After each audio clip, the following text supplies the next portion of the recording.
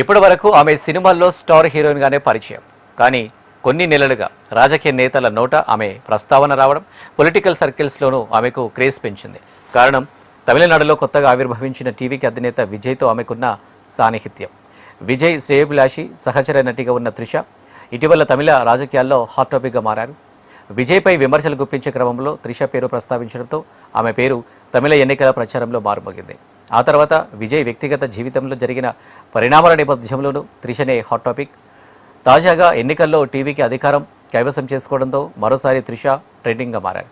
ఇక ఉదయం తిరుమల శ్రీవారిని దర్శించుకున్న దగ్గర నుంచి ఫలితాల్లో మార్పులతో త్రిష సోషల్ మీడియాలో ట్రెండ్ అయింది. ఇక అధికారం దక్కించుకునే దిశగా ఫలితాలు వస్తున్న వేళ విజయ్ ఇంటికి వెళ్లడం త్రిష మరింత హాట్ ఇష్యూగా మారింది. తమిళనాడు ఎన్నికల ఫలితాల సందర్భంగా సోషల్ మీడియాలో ఎక్కడ చూసినా త్రిష కనిపిస్తుంది. టీవీకే పార్టీలో ఆమె నేత కాదు, కనీసం పార్టీ సభ్యత్వం కూడా లేదు. కానీ టీవీకే గెలుపు, తొలి ఎన్నికల్లోనే గెలిచి సీఎం అవుతానన్న విజయ్ ఈ రెండింటికంటే ఆమెనే హైలైట్ అయ్యారు. టాక్ ఆఫ్ ది పాలిటిక్స్గా మారి సంచలనం సృష్టిస్తున్నారు.